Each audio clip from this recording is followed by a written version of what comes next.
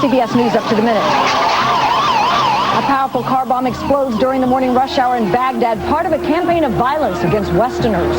And al-Qaeda claims responsibility for kidnapping an American in Saudi Arabia, saying it's seeking revenge for the mistreatment of Muslim prisoners.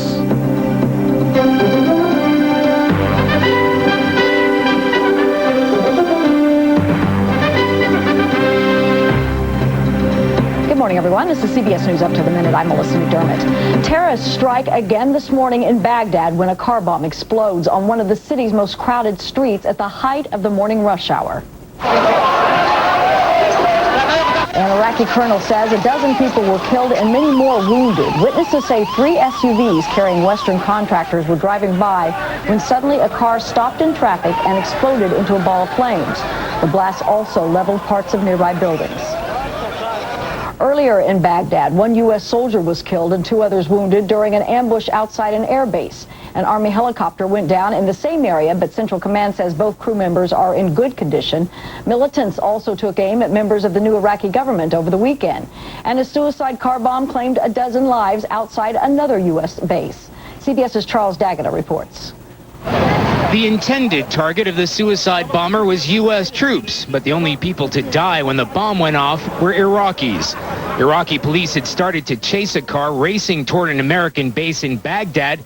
As they drove up alongside, the suicide bomber detonated his deadly payload. U.S. military intelligence officials said they expected a surge in violence against Iraqis and the coalition leading to the handover June 30th. And if the day's events are anything to go by, they're right. That suicide car bomb attack outside the U.S. military base was just one part of a long day of bloodshed in Iraq.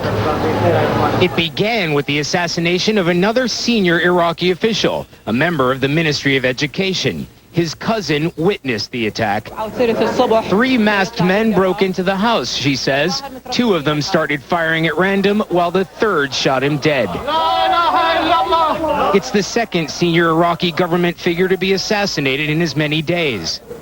There are some people that will be out attempting to test the new Iraqi government, the sovereign Iraqi government, to see how durable it is and how capable it is. Then, a direct hit on coalition headquarters in Baghdad.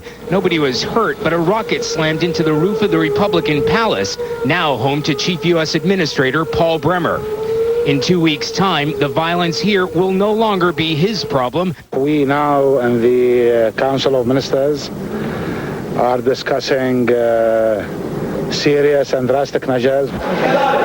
The government of Prime Minister Ayad Alawi might be ready to take effective power, but many Iraqis are still wondering whether his security forces will be effective. Charlie D'Agata, CBS News, Baghdad.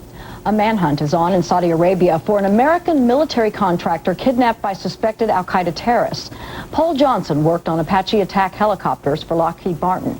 His family says he'd been in Saudi Arabia for more than a decade. An al-Qaeda website indicates he'll be the subject of the same degrading punishment seen at Iraq's Abu Ghraib prison. CBS's Richard Roth has more. On Islamic websites, al-Qaeda claimed responsibility for kidnapping American aeronautics engineer Paul Johnson, whose Lockheed Martin business card was posted along with a warning. It said al-Qaeda is seeking vengeance for the U.S. treatment of Muslim prisoners in Baghdad and Guantanamo Bay. Statements attributed to al-Qaeda also said the group was responsible for killing an American worker in Riyadh Saturday. Kenneth Scroggs was shot in the back outside his home. And video posted on the internet was said to show the murder last Tuesday of U.S. defense contractor Robert Jacobs, another attack claimed by al-Qaeda, which has said it wants to cleanse Saudi Arabia of infidels. They have a program, those militants, they want to Talibanize Saudi Arabia, and they will not be allowed to do so. But they're clearly spreading fear in the oil kingdom. In the huge expatriate community, there are some 35,000 American citizens. The U.S. has urged them to leave Saudi Arabia. It's not unraveling, but it's certainly a dangerous situation right now. Terrorists are going after the Saudi leadership. They're trying to make the country unstable. And I know that the Saudis are treating it with utmost seriousness, and they're counterattacking. Yet while Crown Prince Abdullah made a public pledge the militants won't escape justice since last month's killing of 22 foreigners at an oil industry complex, Gunmen have also killed a BBC cameraman and critically wounded a British correspondent. And the Saudis' most wanted list is only getting longer. Richard Roth, CBS News, London. 26 retired American diplomats and military officers say President Bush's policies are endangering national security. They've signed a letter calling on the American people to vote him out of office. The group, calling itself Diplomats and Military Commanders for Change, includes ambassadors appointed by former President Reagan and the first President Bush. They contend White House policies have undermined U.S. leadership in the world and made the nation less safe. The first President George Bush celebrated his 80th birthday the same way he celebrated number 75, by jumping out of an airplane over his presidential library. The former president and fighter pilot called it a real thrill. CBS's Lee Cowan was there. The New York Times. It couldn't have been a starker contrast. 2 days after eulogizing the 40th president of the United States, the 41st dove out of an airplane at 13,000 feet, plummeting to the ground at nearly 200 feet per second, before finally pulling the chute and sliding feet first with his instructor onto the lawn near his presidential library. Outstanding job, sir! This was a day of joy and a day of wonder for the Bush family, and certainly for the old guy. There had been talk of canceling the jump after a week of national mourning, but the former president decided to go for it. Prove, he said, what his predecessor, Ronald Reagan, would have appreciated: to live life to the fullest, even at 80 years old. If you don't want to do a parachute jump, do something else. Don't just sit around watching TV, talking to it. Get out there and realize at 80 years old, you still got a life. Those on the ground agreed. I think a part of George Bush's spirit just to realize that life goes on and take the jump. Mr. Bush had been training for the jump for a while, just as he had for all the others. He is, of course, no stranger to bailouts. He was a 20-year-old fighter pilot in the Navy in 1944 when he was shot down and fished out of the Pacific. He vowed that day to parachute again, by choice. And since then, he's jumped 4 more times, including a separate practice jump this morning. But this wasn't only about proving that the old can still be young again. The event also raised more than $40 million, most of which will go to benefit George Bush's presidential library. The rest will go to charity. And that, too, says the Bush camp, would have made Mr. Reagan proud. In the end, it was the beginning of a week so different than the last, both celebrating the lives of former presidents. One looking back, the other still looking forward. Lee Cowan, CBS News, College Station, Texas. More news ahead in 2 minutes. Does your child have asthma? Did you know asthma attacks can be triggered by things like shower curtains, a child's blanket, even a teddy bear? Help prevent your child's asthma attacks. Call 1-866-NO-ATTACKS or visit noattacks.org to get the latest information and avoid the emergency room. I don't want to feel like a fish with no water. I know what you're looking for. When you look down at your shoes, to the door. Look anywhere but in my eyes. You're looking for an excuse. Una excusa. Some lame, no good, irresponsible talking excuse for fooling around, for doing it without using protection. Now, what was your excuse? Well... I've heard that one before. For more information about HIV/AIDS, call toll-free 1-866-344-NO.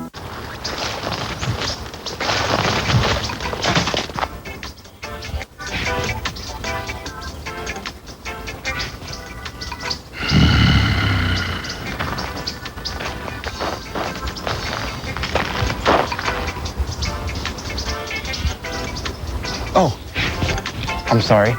I'll put that out.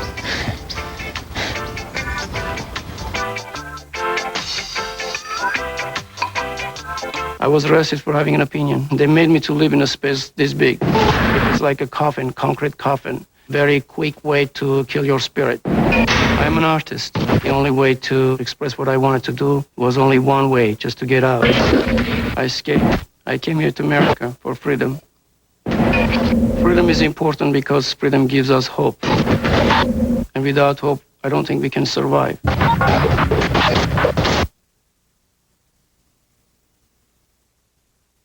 It's 10 past the hour. For the first time since World War II, an Army training battalion is getting ready to ship out to Iraq. It's one more example of how stretched the U.S. military has become. CBS's Jim Axelrod has another. Corporal Dustin Krall is a 4-year veteran and was only a few months short of completing the hitch in the Army he volunteered for. But Krall and thousands of other soldiers were ordered to put their retirements on hold to meet the growing demands for fresh combat troops in Iraq and Afghanistan. I was a little disappointed because it affected me at first. 42,000 soldiers are affected by the Pentagon's so-called stop-loss order. It prevents both National Guard members and active duty soldiers from retiring, even though their military obligations have been fulfilled. Critics say the policy is a breach of trust and calls into question whether the military is indeed an all-volunteer force. When you hold a soldier in past the time he's supposed to leave active duty or he's supposed to retire, he's no longer serving voluntarily. Former Army Ranger Andrew Exum fought in Afghanistan with the 10th Mountain Division against the Taliban and Al-Qaeda. Now retired, Exum says the Pentagon's stop-loss policy is a dangerous sign that the Army has been stretched too thin. We've got 138,000 troops in Iraq right now, and we didn't expect to have that many in Iraq at this time. And those troop levels are expected to stay the same through 2005. Do solemnly swear that I'll support and defend. The new order comes as the Pentagon has asked for 30,000 new troops, but they will not come in time to relieve the stress on troops already on the front lines. Home for only 4 months from Iraq, Corporal Krall says he's ready to go back. They need soldiers over there, and as a soldier, it's my duty to, serve my country. For now, the Pentagon has a plan to move thousands of troops from Germany and South Korea to Iraq and Afghanistan. If that doesn't work, the Pentagon will have to consider other alternatives, and some analysts are wondering if down the road, that doesn't mean the possibility of a draft. Jim Axelrod, CBS News, New York. For one GI who's already spent a year in Iraq, the return assignment can't come soon enough. Serena Altschul has the story. So do you get homesick when you look at these pictures? I do, and it's so weird because they're not of home, and you just miss it. You miss being around everybody. 22-year-old specialist Heather Stone lives in two worlds now. For the past month, she's been home on leave with her mom, who's counting down the hours until Heather has to return to Fort Hood, Texas, to her other home. She's building her life, and I would be happy with her here, but she wouldn't. She's found her purpose, and she's searched for it for so long. Heather's search ended after 9/11, when she joined the Army. I wanted to make a difference, especially after the 11th. That was even more like, what am I doing? I need to get up. I needed to do something. She's very independent and strong-minded, which as a child was a little difficult sometimes, but as an adult, it served her well. Who's this? That's Sergeant Thompson. He was my friend, the first friend that died. That was bad. And they got ambushed, so all three of them ended up dying that night. That day made me realize that more people are against us than I thought. But that didn't deter her from believing in her mission, helping to rebuild Iraq. What are the high points for you being over there working on, repairing water pipes and things that stand out for you? We did that, and we helped get electricity to the people and oil. And my favorite part was probably I got to play with so many weapons, and I got to play with C4. I got to blow some stuff up. And for a girl, the girls never get to do anything fun like that. So when they let me do that, I was so excited. I was all giddy, and it was exciting. She's grown into her own skin. She's a soldier. Specialist Heather Stone returned Sunday to active duty. Serena Altschul, CBS News, Waterford, Connecticut. On the Homeland Security front, the Bush administration last week scolded Congress for not allocating enough money to cities at high risk of a terrorist attack. So where is the money going? Sharon Alfonsi reports. According to the 9/11 Commission, New York's skyscrapers, ports, and high profile make it a top target for another terrorist attack. Yet, inexplicably, Today, New York State ranks 49th among the 50 states in per capita Homeland Security funding. New York Mayor Michael Bloomberg says the problem is a flawed congressional funding formula that's putting cities that are known terrorist targets at serious risk. The numbers tell the story. This year, Wyoming will get more than $38 per person to fight terrorism. South Dakota, $24. But New Jersey, the country's most densely populated state, will only get about $6. And New York will get even less than that. You don't put your resources, you don't put your troops in battlefields where the enemy isn't. That doesn't make sense. Wyoming insists it needs the money to protect its underground missile silos. But even the FBI says other states are in greater danger. The dollar should flow where the federal government says the risk is. But some rural lawmakers argue it isn't about risk, it's about being ready. Ohio Congressman Steve LaTourette wants to divide 30% of grant money evenly among states. People that live in rural communities, small towns, deserve just as much protection as those that live in big cities. LaTourette says small towns have their own emergencies. Under his bill, money marked for Homeland Security could be used for natural disasters like floods and hurricanes. It doesn't really matter why the lights went out. You need to have the assets in your community available to put the lights back on. Mayor Bloomberg calls it pork barreling at its worst. His concern isn't keeping the lights on here in Times Square. It's keeping the millions of people who live and visit here every day alive. Sharon Alfonsi, CBS News, New York. An incident here in New York is fueling the debate over balancing Homeland Security and the constitutional rights of citizens. It happened at one of the world's most famous art museums. Kelly Kobiea has the story. While artist Arthur Robbins has dabbled in political protest in the past, his current art has nothing to do with politics. But when a piece of art protesting President Bush was illegally posted on a wall at New York's Metropolitan Museum, it was Robbins who was fingered as the man behind it. Why were you, of all people, pulled aside by police and museum guards? The only thing they told me was that a 60-year-old woman pointed me out. It didn't end there. Why are we here, Arthur? I don't know. I really don't know. Well, we do. Detectives from New York's anti-terrorism squad came to his home at 11 o'clock that night without a warrant to ask more questions. Robbins videotaped the half-hour interrogation. We just want to know what you're protesting. What I'm protesting? Yes, sir. Who said I'm protesting something? I think it's an example of the police overreacting. The latest example civil rights activists fear of an overzealous pursuit of security that sometimes compromises civil liberties. Last month, Oregon attorney Brandon Mayfield spent 2 weeks in jail because his fingerprints had been confused with those of a suspect in the terrorist train bombings in Madrid. The police have to be smarter than that. They have to be more discerning than that, more discriminating than that. Even security experts agree some lines can't be crossed. Trouble is, the U.S. courts haven't drawn those lines yet. The good news is we have a system that will eventually reestablish that line, and I have confidence that it will be done. So far, the New York Police Department has not responded to a request from CBS News for comment on the Robbins questioning, but the officers who visited him admitted they saw no threat. The criminality is like this. It's right, like this okay, big. yeah. There's nothing there. Robbins was cleared, but is still troubled. It's not that they brutalized me, but it's psychological terror. In a war where terrorists, not civil rights, are supposed to be the targets. Kelly Kobiea, CBS News, New York. Here, obviously, that's... You're watching CBS News Up to the Minute. There's more news ahead. Stay with us.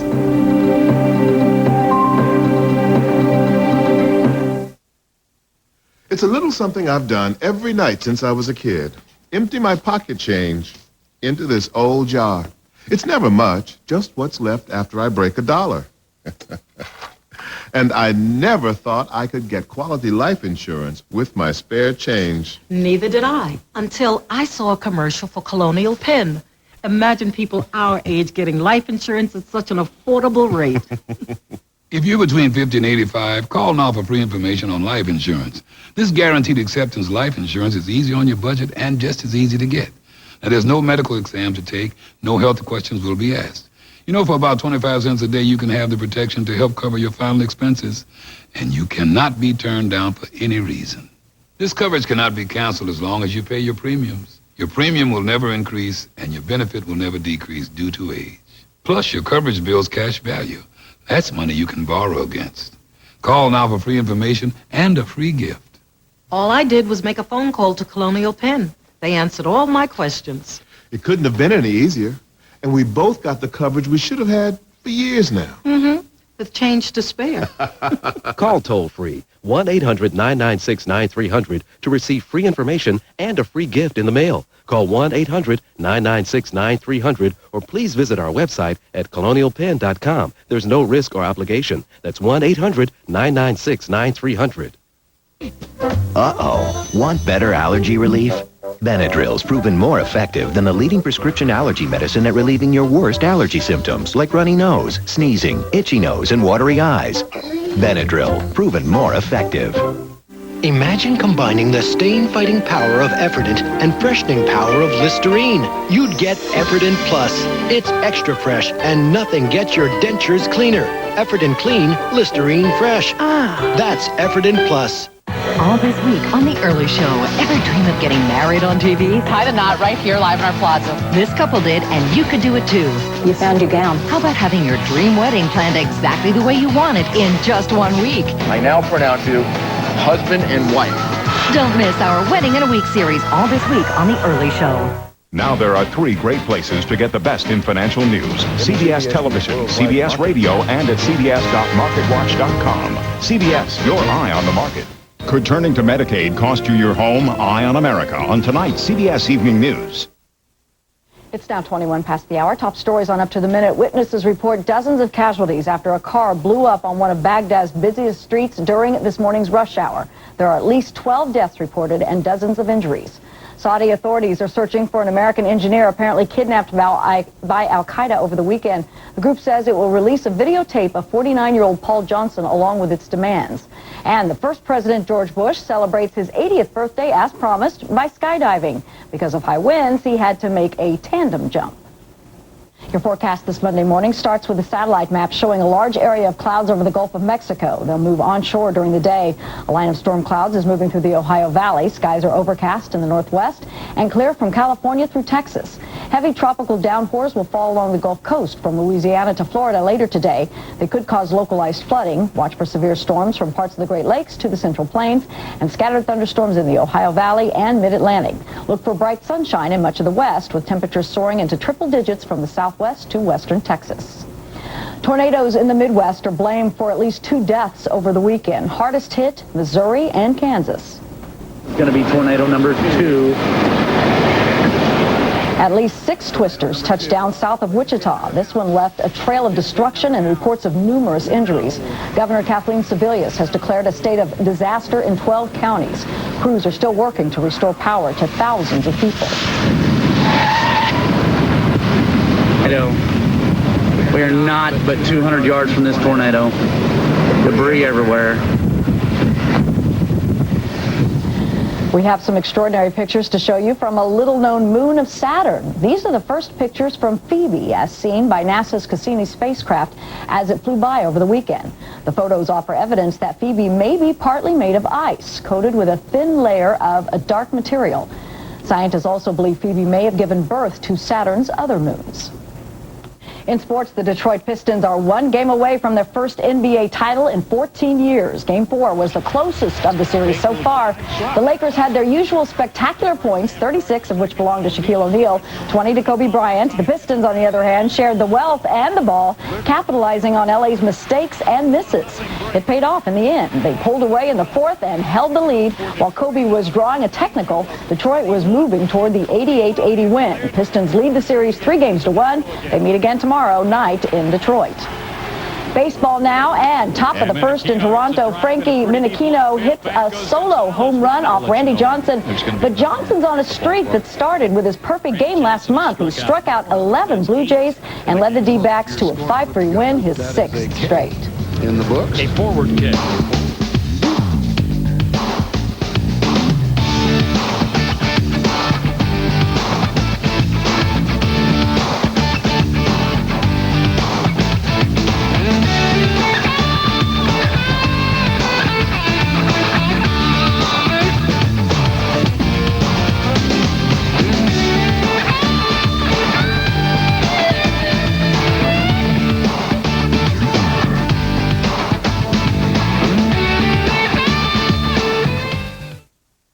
Hi, I'm Jessica Simpson.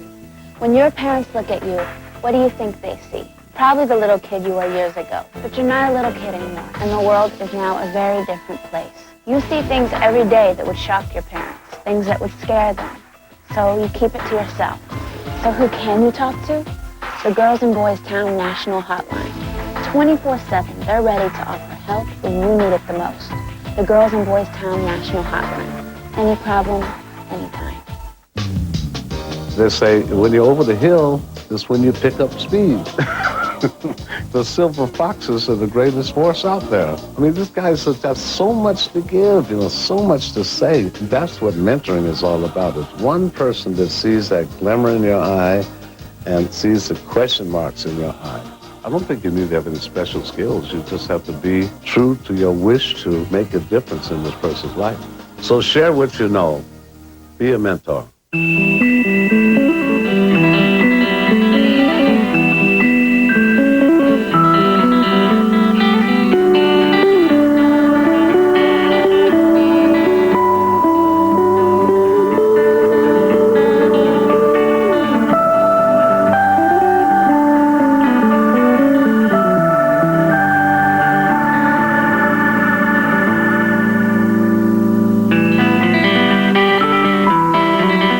Does your child have asthma? Did you know asthma attacks can be triggered by things like shower curtains, a child's blanket, even a teddy bear? Help prevent your child's asthma attacks. Call 1-866-NO-ATTACKS or visit noattacks.org to get the latest information and avoid the emergency room. I don't want to feel like a fish with no water. Hundreds of people from all across Illinois gathered yesterday in the town where Ronald Reagan was born to pay tribute to the nation's 40th president.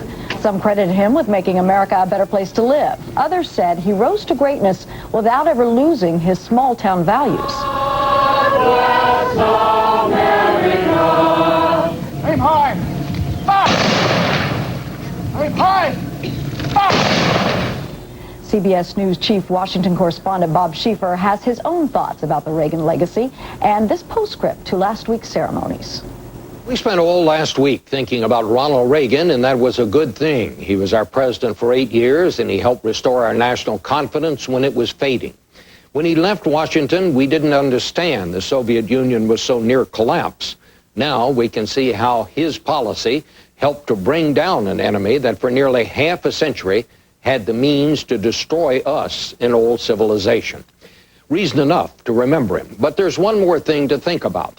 This week of tribute to Reagan was a refreshing respite in a presidential campaign that began too soon and has grown increasingly bitter when the country is already more polarized than ever. What Reagan showed us, what today's politicians would do well to remember, is that it is possible to have differences without hating those on the other side. That winning an argument does not have to mean destroying your opponent. Somehow that's been lost in today's mean politics. Years of negative campaigns conducted almost exclusively by 30-second television ads have gridlocked our political process and made the compromises necessary to govern all but impossible. Worse, it has soured our politics to the point that too many people no longer want anything to do with any of it. The lesson from Ronald Reagan is that his way did work. If our politicians would remember only that about him, the level of our political dialogue would rise and campaigns would again become interesting, perhaps even relevant to solving the problems of our time. From Face the Nation in Washington, I'm Bob Schieffer. And this is CBS News Up to the Minute. For news 24 hours a day, log on to cbsnews.com.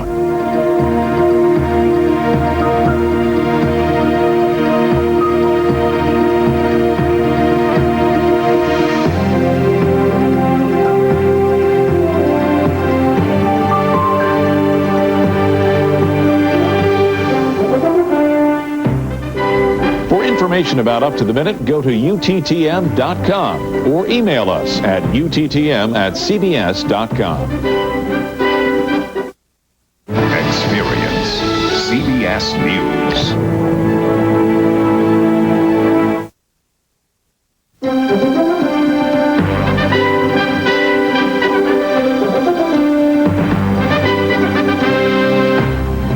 morning. It's Monday, June 14th. From CBS News and news headquarters in New York, I'm Melissa McDermott. Here's what's happening. Another suicide car bombing in Baghdad this morning. Police say the bomber was driving on a busy street along the Tigris River in rush hour when his car blew up. A colonel with the Iraqi Civil Defense reports 12 people were killed, many in nearby shops. There are many more people injured. The scene is described as chaotic, with bystanders shouting, "God is great," and "Down with the USA." All of this after another deadly weekend. Kimberly Dozier reports. A suicide car bomber roared toward a U.S. base on the edge of Baghdad. Iraqi policemen stopped him, taking the brunt of the blast. Many civilians, too, were among the dead and injured. Later, 3 American Humvees were targeted on the road west of the city. 1 American died. And in the capital, another top Iraqi was assassinated. Education official Kamal al-Jarrah was gunned down, leaving his home early Sunday morning. Only the day before, Iraq's deputy foreign minister Bassem Kuba was killed driving to work. He had refused bodyguards, thinking he was not a target. There are some people that will be out attempting to test the new Iraqi government, the sovereign Iraqi government, to see how durable it is and how capable it is. According to military sources here, the Iraqis are not capable yet of defending themselves. But Iraq's prime minister-designate has promised to take the fight to the militants. We now in the Council of Ministers are discussing serious and drastic measures. No matter how many possible targets the Iraqis and the coalition managed to protect, the guerrillas seem to find more. The militants are now kidnapping anyone who works for the West. These Turkish hostages were freed after their company reportedly agreed to pull out of Iraq. But there was no mercy for 2 Iraqi journalists working for the U.S.-funded TV station Al Iraqiyya. They were found dead near the Syrian border. U.S. commanders say their adversary is getting increasingly sophisticated, monitoring cell phones and email and patiently studying their victims. One officer said if you're in their sights and you drop your guard, they will kill you. Kimberly Dozier, CBS News, Baghdad. Saudi authorities are still searching for an American engineer apparently kidnapped by al-Qaeda.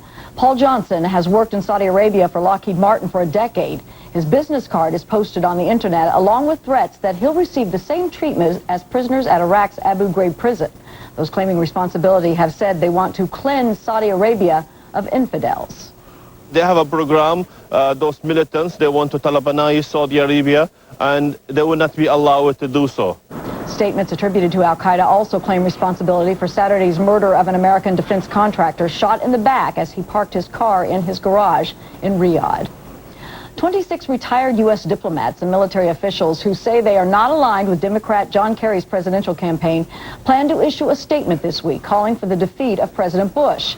They say his policies have endangered national security. The group includes several past appointees of President Reagan and the first President Bush. Republican Senator John McCain's repeated refusal to join the Kerry ticket, the latest last Friday, has tabled talk of a bipartisan ticket. So now, as Randall Pinkston reports, some familiar names are popping up. Senator John Edwards is no longer running for president, but he's still campaigning hard. I support John Kerry for president. He's one of several Democrats running to be John Kerry's running mate, and he's picking up support. This is the biggest honor of my whole life. Dan Bozart traveled from Oklahoma to Florida just to hear Edwards stump for Kerry. It's the dream team, John and John. Now that another John, Republican Senator John McCain, made it clear last week that he will not team up with Kerry, the Democratic sweepstakes is in full play. A new poll of registered voters shows a Kerry-Edwards ticket in a statistical tie with President Bush and Vice President Cheney. Selecting a vice presidential candidate is one of the most important decisions a presidential candidate has to make. And with a little more than a month until his party's nomination, Kerry is being urged to make his decision. People want to know what's the ticket, who are they going to get behind. Democratic strategist Kirsten Powers says John Edwards' performance in the primaries, the excitement that he brings to the race, are reasons for Kerry to consider him. He's good looking and he's populist and he has, a great message, and he's already demonstrated that he can connect with voters. Other names on the list are Iowa Governor Tom Vilsack, Indiana Senator Evan Bayh, Florida Senator Bob Graham, and Missouri Congressman Dick Gephardt. In the new AP poll, Gephardt also puts Kerry in a near tie with the Bush-Cheney ticket. But no matter who's selected, analysts say the vice presidential choice alone may not win Kerry the election. When it comes down to it, people don't vote for the bottom of the ticket. Which means, say analysts, that perhaps the best choice for Kerry is a running mate who will do no harm. Randall Pinkston, CBS News, New York. Meanwhile, back at the White House, Ready. President Bush welcomed the Bowling Air Force Base Cardinals and the Cherry Point Marine Devil Dogs to the fourth season of White House T-Ball. To the right side. In Texas, the first President Bush celebrated his 80th birthday almost as promised. He jumped out of an airplane, but he didn't go solo. Elizabeth Sanchez reports. Former President George H.W. Bush may be 80, but he's got the thrill-seeking spirit of a teenager. He marked his milestone birthday with a parachute jump over the skies of Texas. I think it's wonderful, and I think that I would love to jump out of an airplane one day, and I think he's awesome for doing it. It was supposed to be a free fall jump, but because of gusty winds, the president was forced to make a tandem jump. With more than 5,000 people looking on, Bush took the leap, the drop zone in front of his presidential library on the campus of Texas A&M University. A grinning Bush was greeted with flowers and a bottle of vodka from former Soviet President Mikhail Gorbachev. This was a day of joy and a day of wonder for the Bush family, and certainly for the old guy. Number 41's first jump came during World War II when he was shot down over the Pacific. Since then, he's parachuted for fun, once in Arizona, another for his 75th birthday, and this time to mark his 80th. He's now earned his parachute wings. Look good, like you're supposed to. Smooth? Yeah. The parachute jump was free for onlookers, but for the barbecue that followed and the gala dinner, guests paid $250. The money benefits Bush's presidential library, the Cancer Center, and his Points of Light Foundation. The jump and celebration followed a week of mourning of another former president. The Bushes believed President Reagan would say the show must go on. Mr. Bush says he hopes his daredevil move sends a message to other 80-year-olds. Just because you're elderly doesn't mean life stops. Get out and do something. If you don't want to do a parachute jump, do something else. Don't just sit around watching TV, talking to it. Only 10 American presidents have reached the age of 80. And with thrills and adventures like this, being called number 41 suits him better than 80. Elizabeth Sanchez, CBS News, College Station, Texas.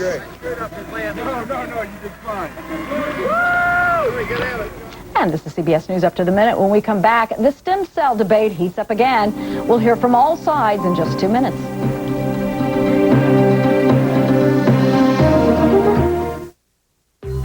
Night. It's when most of the world sleeps. A time to reset our clock so we can begin a new day. It's all part of the rhythm of life. But for many, this healthy cycle is disrupted because sleep doesn't always come easy. Fortunately, there's Ambien. Ambien is a prescription sleep aid that can help you get a full night's sleep. While natural sleep is best, Ambien helps you fall asleep fast, stay asleep longer, and wake rested and refreshed, not groggy the next morning. No wonder Ambien is the #1 prescribed sleep aid in America. Until you know how Ambien will affect you, you shouldn't drive or operate machinery. Side effects may include drowsiness, dizziness, and diarrhea. You shouldn't take it with alcohol. All people taking sleep medicines have some risk of becoming dependent on the medicine. Prescription sleep aids are most often taken for 7 to 10 days as needed. Your doctor will advise you about taking them longer. In most instances, memory problems can be avoided if you take Ambien only when you're able to get 7 to 8 hours sleep before you need to be active again. Talk to your doctor about Ambien and wake rested and ready to start your day. Ambien works like a dream. Start the day with a splash. Bring on the blue. Moving to the horizon. Splash. Bring on the blue. Now you're flying again. That aqua velvet face, so firm, so fit. Gemstone skin. That manly scent. Splash. Bring on the blue. Comes that cool blast you're feeling. Splash. Bring on the blue. As she touches your skin. It just feels better with an Aqua Velva Man. All this week, ever thought of getting married on TV? Watch as one lucky couple has their dream wedding planned just the way they want it in 1 week. Our Wedding in a Week series on The Early Show. Want to keep an eye on your money? Now there are 3 great places to get the best in financial news. On CBS Television, CBS Radio, and on the web at cbs.marketwatch.com. Follow your portfolio, and when you're ready, trades are just a click away. CBS News, your eye on the market.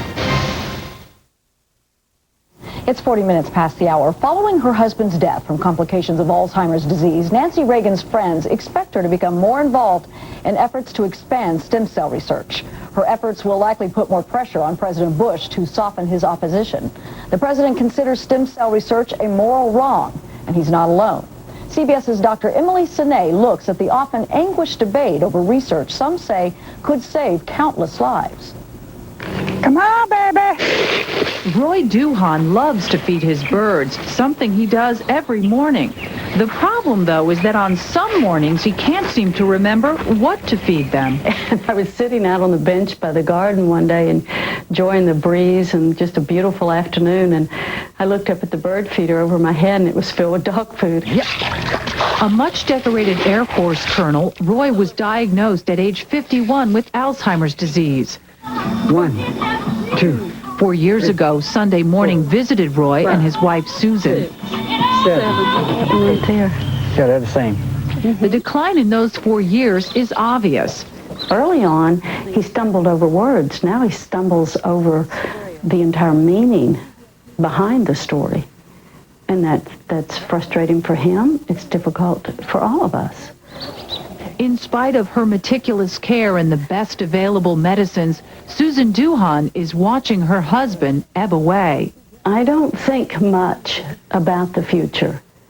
The future is too dark a cloud. We don't need to bring that in each day. Ronnie's long journey has finally taken him to a distant place where I can no longer reach him.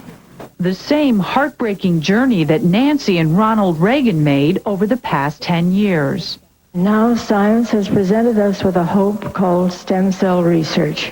Last month, Nancy Reagan, a staunch conservative and devoted wife, pleaded with George W. Bush to lift the 3-year-old ban that limits federal funding for embryonic stem cell research, reopening an angry, polarizing debate that is only likely to build.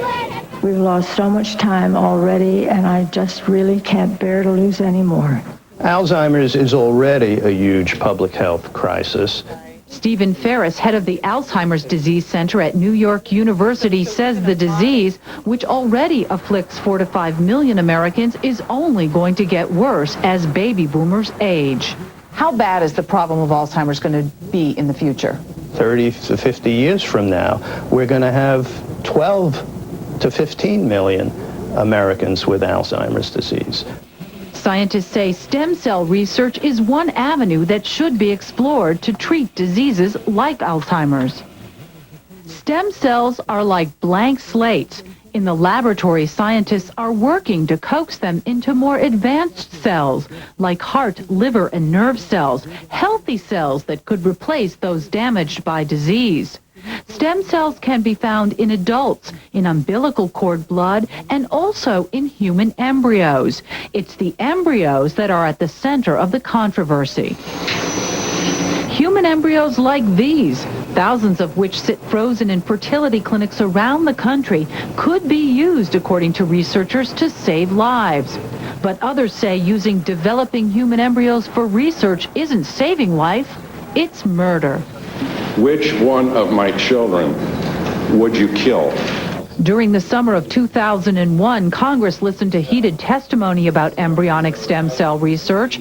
By August of that year, President Bush announced that no more embryos could be used to create new stem cells. I have concluded that we should allow federal funds to be used for research on these existing stem cell lines, where the life and death decision has already been made. That was then. This is now. A week after the painful parting of former President Reagan, the current president appears to be holding firm on his position. And he has supporters like Tony Perkins, president of the Family Research Council, a conservative think tank. You know, whether it's an embryo in an 8-hour phase, an 8-day-old, or whether it's an 8-month-old fetus. I mean, we're talking about human life. But not all conservatives see things the same way. Embryonic stem cell research has the greatest promise of any healthcare research in the history of this planet. Anti-abortion Senator Orrin Hatch is one of 58 senators, many of them abortion opponents, who sent a letter to President Bush asking him to release federal funding for stem cell research. To understand the nature of disease, where it comes from, and hopefully over a period of about 20 years is what they estimate, coming up with cures or treatments for cancer, heart disease, Alzheimer's, juvenile diabetes, you name it.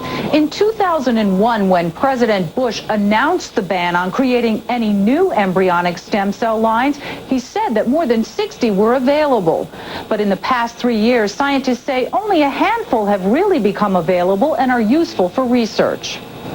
Critics don't want any money being spent on stem cell research. Not only that, says Tony Perkins, Nancy Reagan is being deceived about the promise of embryonic stem cells as a cure for Alzheimer's.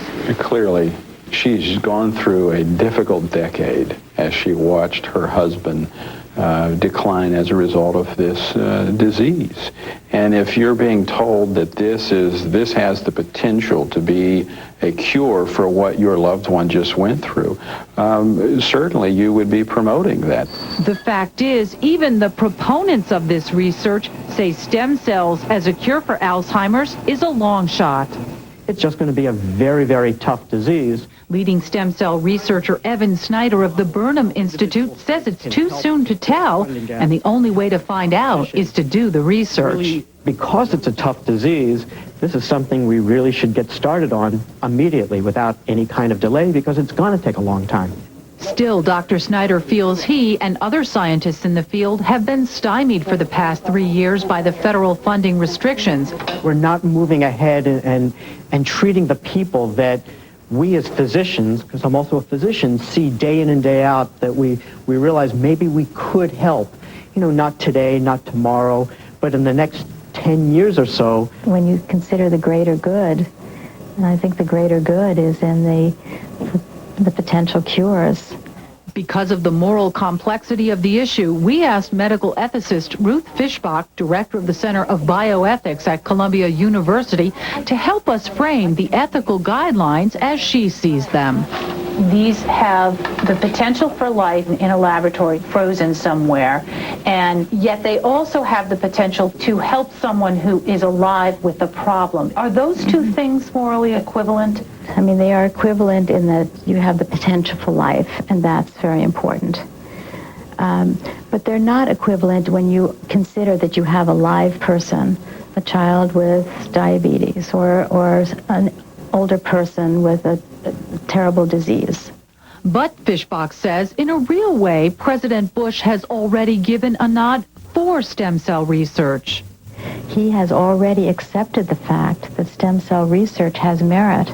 The August 9th compromise was brilliant, and I think there may be something brilliant to come.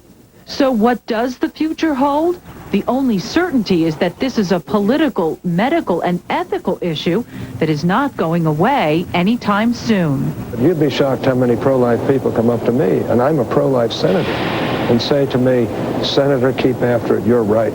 We've got to worry about the living as well. For the families of people suffering from Alzheimer's, like the Duhans, time is of the essence. I want the best that we can have for Roy. And mostly, I want the best that we can have for all of our children. I don't want this disease to continue. I want it stopped. It has to be stopped. Everything's possible with a hover-round. If you have mobility problems, there's really only one way to go where you want with ease and comfort. Hover-round. Learn for yourself why a hover-round power chair is your best choice of all. The hover-round allows me the freedom to live on my own and not depend on somebody else. Hover-round's design makes it your #1 choice for go-everywhere mobility, comfort, and portability. You want a chair that can get around your home with ease. Everything's possible with a hover-round. Hover-round's unique round design lets you navigate even the smallest spaces. We're going to make a rule here that says our chair is going to be able to go wherever people can walk. You want to be comfortable all day long. You can. Everything's possible with a hover-round. No other seat comes close to our all-day comfort and support. The Hover-Round is the most comfortable power wheelchair I've ever been in. It's like an easy chair. And the Hover-Round's easily portable. Take yours anywhere you want, even the Grand Canyon. Everything's possible with a Hover-Round. Oh, I love it. I really do. It's best thing since legs. Made in the USA, Hover-Round is backed by local service right in your neighborhood. Go ahead, see for yourself. Call now for your free, no-obligation information kit and video. We'll answer your questions, and we can even bring a Hover-Round to your home for a test drive. It's easy. Call us, and we'll work directly with your doctor, Medicare, and your insurance company. You can own a Hover-Round at little or no cost to you. It didn't cost me one single penny, and I now have my Hover-Round. Everything's possible with a Hover-Round. Call now. Call 1-800-401-9696 for your free, no-obligation information kit and video. That's 1-800-401-9696. Call 1-800-401-9696. Call now. Fact, just because you delegate something doesn't mean it'll get done. I clean the kids' rooms, the toilet. Yeah, I clean that too. Hold on, honey, I'm getting a call on the other line.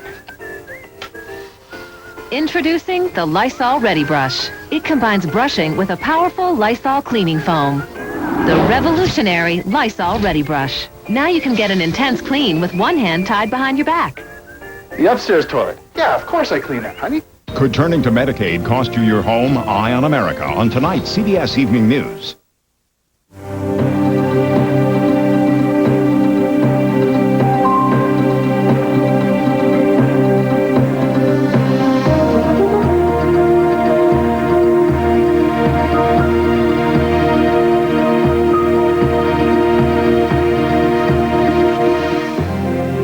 Here's your up-to-the-minute forecast. The latest satellite picture shows a large area of clouds swirling over the Gulf of Mexico. Those clouds will move onshore during the day. A line of storm clouds is moving through the Ohio Valley. Skies are overcast in the northwest and clear from California through Colorado and Texas.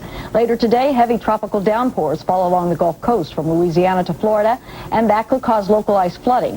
Severe storms will rumble from parts of the Great Lakes to the Central Plains. Scattered thunderstorms will be found in the Ohio Valley and mid-Atlantic states. Look for bright sunshine in much of the west, with temperatures soaring into triple digits from the southwest to western Texas. Gas prices are coming down for the first time in 6 months. According to the Lundberg survey of nearly 8,000 gas stations, the average price of a gallon of self-serve regular fell to $2.01 over the past 2 weeks.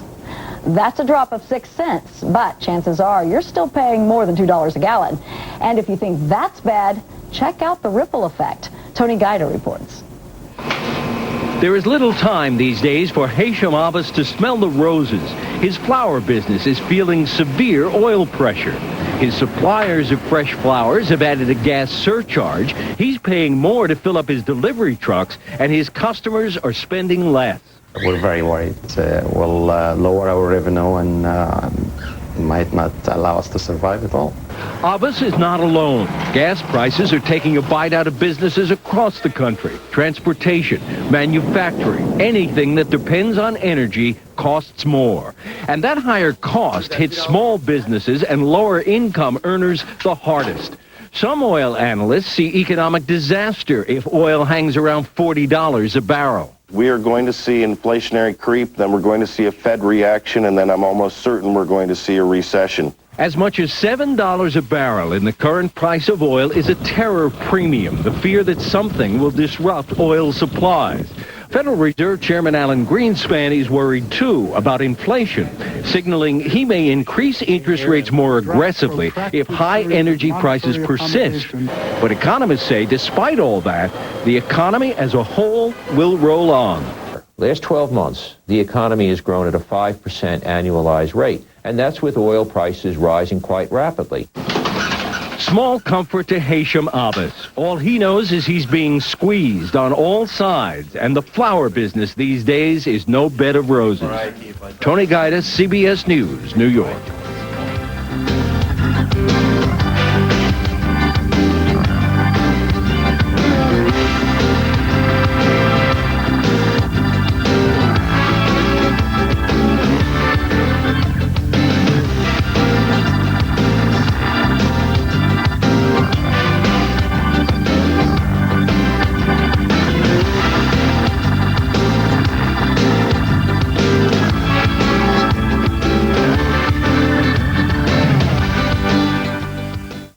Your fireplace adds so much to your home, and Gordon's can add even more.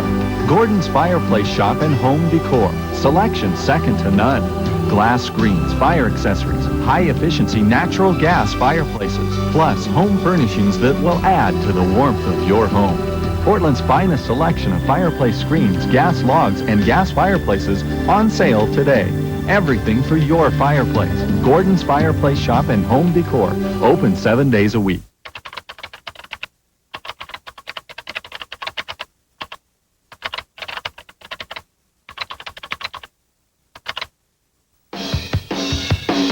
Thomason.com.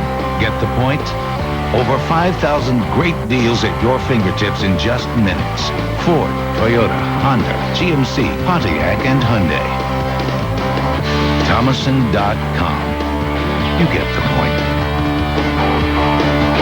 Madden Industrial Craftsman. Matching the right people with the right jobs is what it's all about at Madden Industrial Craftsman. Named as one of the top 100 companies to work for in Oregon, Madden Industrial Craftsman is the staffing agency to trust if you're hiring or looking to be hired in the construction, manufacturing, or service industry. Excellent job opportunities are just a phone call away. Don't settle for less. Call the experts at Madden Industrial Craftsman today. Madden Industrial Craftsman. Just let MICI do it. For your most complete coverage, watch KOIN 6 News at 5 and 6. Jeff Gianola and Julie Emery lead Portland's most knowledgeable news team. We begin our complete coverage with Margie Lynch. KOIN 6 News reporters work to bring you coverage of the day's top stories from every angle. Reporter Eric Taylor boils it all down for us. Complete, clear, and to the point, delivering the important facts quickly. Let's get to Drew Mickelson, who continues our complete coverage from Aloha. Watch KOIN 6 News tonight at 5 and 6. News that's to the point.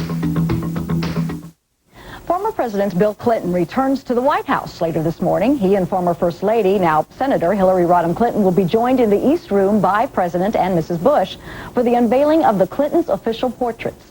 In this case, it's not just the former president who will go down in history. The artist behind the portrait is also having a brush with history. CBS's Joey Chin has the story. Inside this converted garage in a quiet corner of suburban Washington, history was made, one stroke at a time.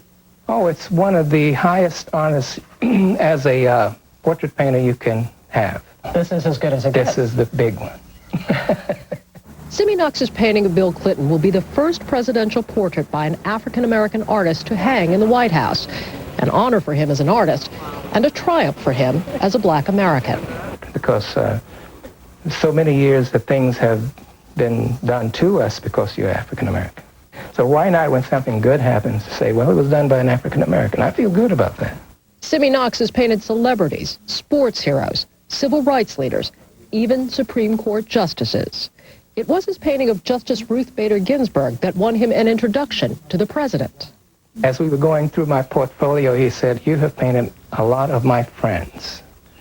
And that was made me feel very good, because I realized that my chances were possible. Like Bill Clinton, Simi Knox comes from humble Southern roots, raised as a sharecropper in Alabama. And I used to do this. I used to chop cotton and go out early in the mornings, and all of the family was out there in the field. Long before he met the former president, Knox says he felt a kinship and thought even then this day would come. If I ever had an opportunity to paint a president, this is my chance, and this man would give me that chance. A chance to bring a new hue to a president's place in history. Joey Chen, CBS News, Sandy Spring, Maryland. And now you get the picture. This is CBS News Up to the Minute. For news 24 hours a day, log on to cbsnews.com.